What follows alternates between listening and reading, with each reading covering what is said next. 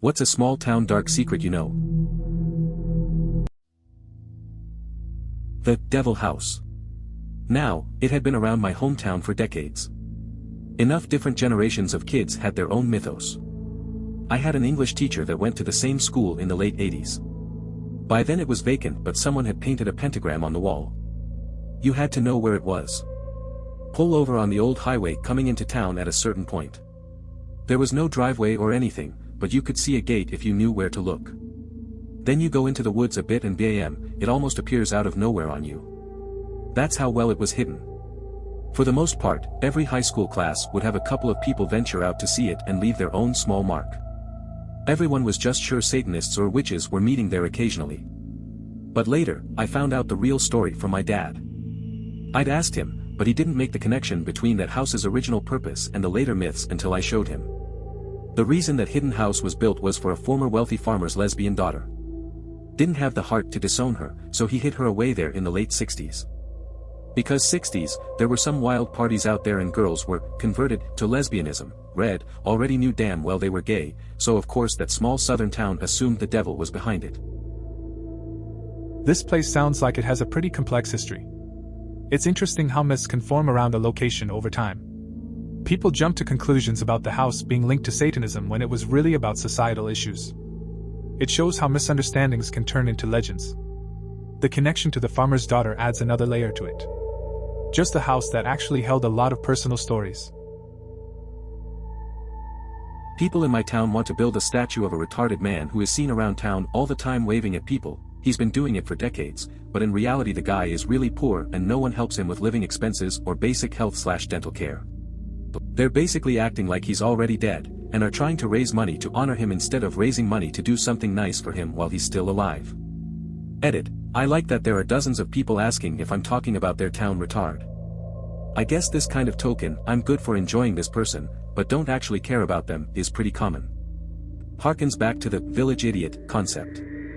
A bit sad. It's interesting how some people want to build a statue instead of actually helping someone in need. It highlights a disconnect between public admiration and real support.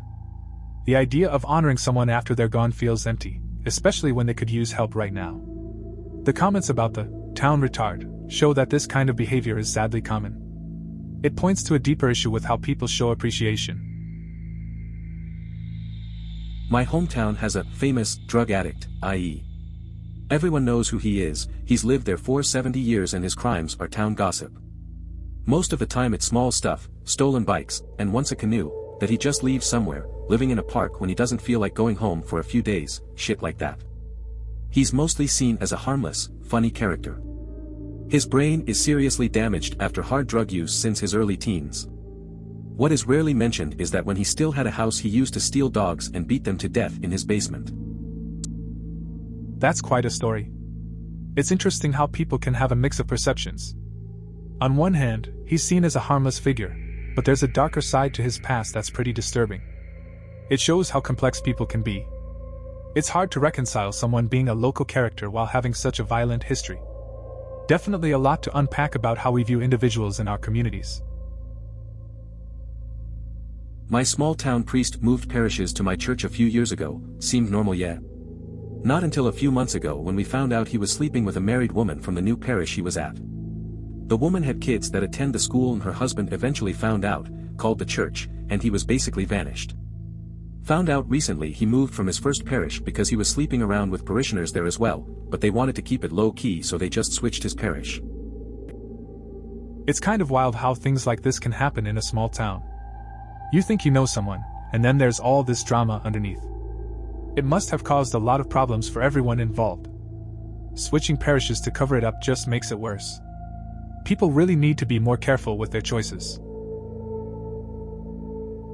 A guy from my grad year went missing about a year ago. There was a massive search in my small, western British Columbian town. People freaking out left, right and center, the whole shebang. It was a weird feeling. This guy was friends with a few really good friends of mine. Anyhow, so then somebody finds him driving nearby Edmonton, and it turns out he ran off because he knocked up a girl in my grad class. What was kinda shitty was how his parents failed to mention to the police that some of his clothes and belongings were missing. So that's basically 90% of what people my age have been talking about. Edit, I really should have read the rest of the thread before I realized just how over my head I am. Edit 2, you're all delightful and I feel very validated. That's a pretty wild situation. It's strange how much anxiety can come from someone just disappearing, especially with friends involved. It's kind of tough when parents don't give the full story. The whole thing shifts the focus from missing person searches to the drama of someone's personal life. Seems like he's been the center of attention for a while. Guess it's good he's back, but it's still a messy situation. I live in a super small town, see all the same people constantly. And back in the 80s there was a group of guys my mom went to high school with who were rumored to have killed this poor old man in town and robbed his house blind of drugs and nice belongings. They got away clean except for one of the idiots decided to shit in the sink. The police collected the sample, but at the time there wasn't the technology to find out who the shit belonged to. Well, around 10 to 15 years later they finally had the technology and they tested that sample. They found out who it belonged to and the guy ended up in prison after getting away with it for so long. That's a wild story. Small towns always have the craziest rumors. It's interesting how things can come back to haunt someone after years. The idea of getting caught over something so ridiculous is kind of ironic. It's crazy that technology changed the game for that case. Makes you think about how even minor mistakes can lead to serious consequences later on. Have a road that I took on the way to my local community college that is as rural as it gets. I've been driving with old college teammates/roommates when we've come across a trail of fire into the woods at night time and a flaming circle in the middle of that. I've had two very strange occurrences on this road. The first was a goat that walked up and nudged my driver's side door when I was stopped at a stop sign on the road.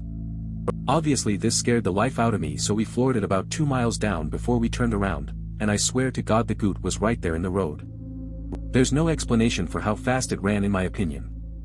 Second, I've seen coyotes killed in pairs and with their skin pulled up like hoods over their heads on 2 occasions. The coyotes have been placed in 2 different locations and have both been laid together. Strange stuff.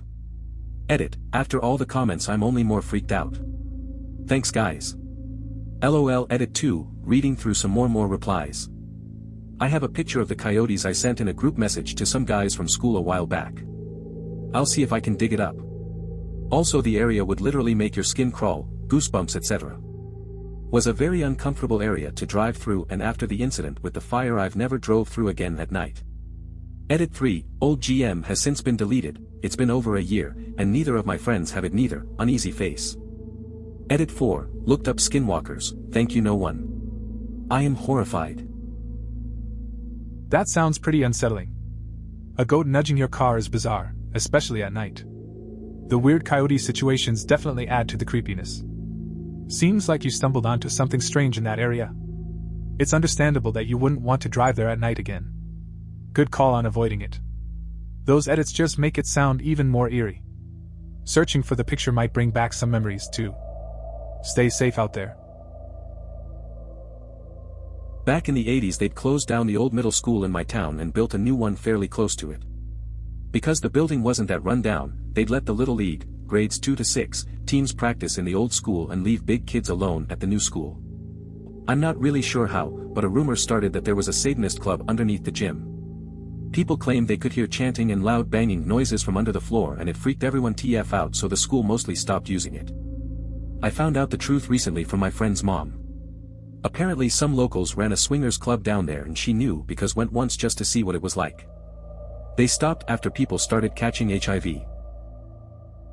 That's an interesting twist. A rumor about a Satanist club and it turns out to be a swingers club instead. It's wild how stories can evolve over time. Seems like people got really freaked out for no reason. The whole HIV situation is a pretty serious note to end on, though. It shows the impact of what happens in such hidden spots, even if they're not what people think they are.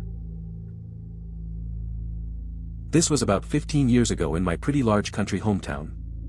Me and my friends would always mess around in the woods that was near some fields. Just shooting off fireworks we stole from our parents or just playing with cans of Axe and lighters. One day luckily when I wasn't there things got out of hand and all the fields caught on fire. This is a farming town, so a lot of these fields were connected and it soon rapidly spread to 50 acres of woods. On the upside the fire actually helped clear out some old brush and made the land more fertile to grow on. This sounds like a pretty wild time back in the day. Messing around with fireworks and lighters is always risky. It's interesting how something like a fire can actually have a positive impact on the land, though. Farming towns do rely on the health of the soil, so I guess it worked out in the end. Just a bit of a chaotic story to look back on. Canada. When the government opens crown land to cattle grazing, landowners have about a week to make sure their fences are good before the ranchers move their cattle. One wheat farmer in this small town didn't get to his fences in time. While fixing a fence, he got into an argument with a rancher whose cattle were on crown land and on his property eating his wheat. Turned violent. Rancher ended up with a broken leg and was left in the woods by the farmer. He drags himself to his vehicle and calls for help on his CB radio. Gets rescued. In the interim, the farmer confesses to his priest. Church decides to intervene. Church members convince the rancher and his family not to press charges. The church members become slave labor to the rancher while his leg heals, meals, house cleaning, repairs, gardening, etc. This goes on for 3 or 4 months until the rancher is back on his feet. Freaks me out how far they will go to protect one of their own. That's an interesting situation. A simple land dispute escalates quickly, leading to some serious consequences. The church stepping in to resolve things through community effort is something you don't see often. Shows how tightly knit some communities can be, supporting each other no matter the conflict. It's a reminder that sometimes support comes from unexpected places. Still, it's a bit unsettling how far they'll go for loyalty. It's not exactly a dark secret in the same sense as most of these, because it's not a crazy scandal. But, my town is one of those stereotypical yuppie suburban little Massachusetts towns, expensive homes, upper middle class, pretty much 100% white, the usual for the area. And people are just starting to realize that it's full of heroin. Every single person I know knows at least 2 people who have overdosed and died. That's not an exaggeration. I know 2 myself who were close family friends, plus another who died but was revived. It's sad as hell. My town started a campaign a while back to try to bring awareness to the epidemic. It seems like it's only getting worse. My town is not unique. There are so many of the same stories, small towns with a dark secret. The opioid crisis in New England is a scary, depressing thing. Edit, I was always aware that heroin was everywhere. I guess the emphasis on New England was more to say that around here, it seems like nobody thinks it could be so bad in such an idyllic and classy, mostly suburban, affluent and white, area. For those asking where I'm at, we'll just say Norfolk. Close enough. It's troubling to see how a seemingly nice town can hide such a serious issue. The contrast between the affluent setting and the opioid crisis paints a grim picture. It's hard to process how widespread it is, with so many people affected. Awareness campaigns are important, but it's clear that the problem is deep-rooted. It's a heavy topic that most wouldn't expect in a place like this. Not a dark secret, but this thread is getting to dark. My grandpa's favorite story was that he and a friend accidentally burnt down the town's ice house when they were 7. He always said that the town never knew. I was talking to one of his friends that grew up with him at my grandpa's funeral. When I told him the story, he laughed and told me how it actually went down. The entire town knew what happened, however, due to their age and the fact that my grandpa and his friend put out the fire, they weren't held accountable. Many years later my family found a newspaper detailing the event. TDLR, my grandpa thought that no one knew he burnt down an ice house, but the entire town knew and let him live with the guilt. It's interesting how stories can change over time. Your grandpa's version must have felt lighter for him, even if it wasn't true. It's strange to think the whole town was aware but chose to let him off the hook. That must have been a lot for him to carry, believing he was hiding something. It's a reminder of how memory and truth can differ. We have a scenic cliffside really close to town where a lot of dog walkers go. It has established paths and fences as well as a road running 10 m away from the edge. It's a hotspot for suicide, but I only found out about it from a Coast Guard friend while she was drunk that they are always on the lookout for bodies at the foot. She said about 10 on average were found a year, which is massive for our small town. It was surreal. BC, I had lived there my whole life and none were ever reported or anything. There were Samaritan organizations that did patrols every now and then, but they were fairly quiet about it. It's kind of unsettling to hear about that spot. It's interesting how a place can seem so peaceful but have a dark side.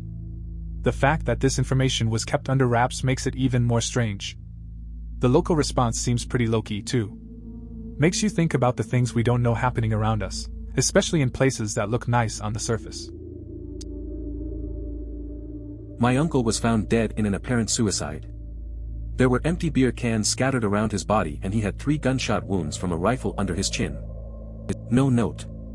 Aside from the fact that he had a BAC of 0, it is puzzling that a person would be able to shoot themselves in the head 3 times before dying. Possible, but with other weird things surrounding the death, it is suspicious. Another uncle of mine found him after my deceased uncle's estranged wife called and asked for someone to go check on him and to not bother calling her back if he was okay. Basically, the feeling in my family was that the estranged wife or her boyfriend killed him. However, my grandmother was elderly and in a home and they didn't want her to see anything on the news because they just told her he passed away. So, it was never fully investigated. The police did tell my family that they would be willing to reopen the case at any time. My grandmother passed away a few years later, but nobody pushed for a real investigation of the death because my cousins only have their mother left.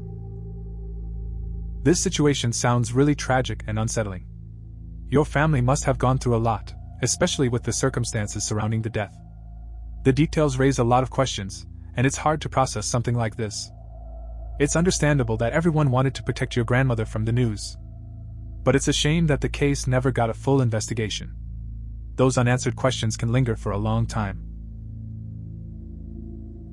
Not mine, but my grandmother used to read coffee grinds for neighbors and friends, a form of fortune-telling. She didn't believe in it, but it was a way to pass the time when she was a young mother back in the 50s/60s.